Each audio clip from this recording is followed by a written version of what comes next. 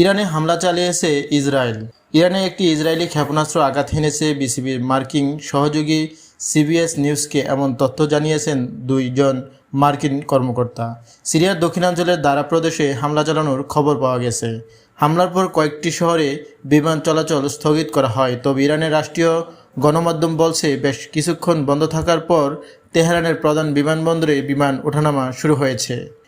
3টি ড্রোন ধ্বংস করা হয়েছে বলে জানিয়েছে তারা। ইরানিয়ান স্পেস এজেন্সি একজন কর্মকর্তা হুসাইন দালিয়ানের দাবি, সীমান্তের বাইরে থেকে কোনো ক্ষেপণাস্ত্র হামলা হয়নি।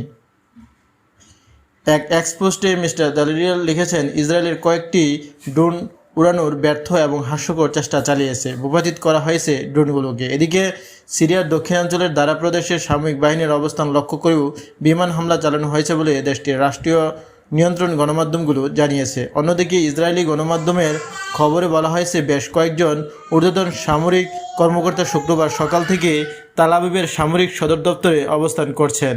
গত শনিবার ইসরায়েলি ভূখণ্ডে আক্রমণের পর থেকেই দেশটির পাল্টা জবাবের হুঁশিয়ারিতে সর্বোচ্চ সতর্কতা ছিল ইরান।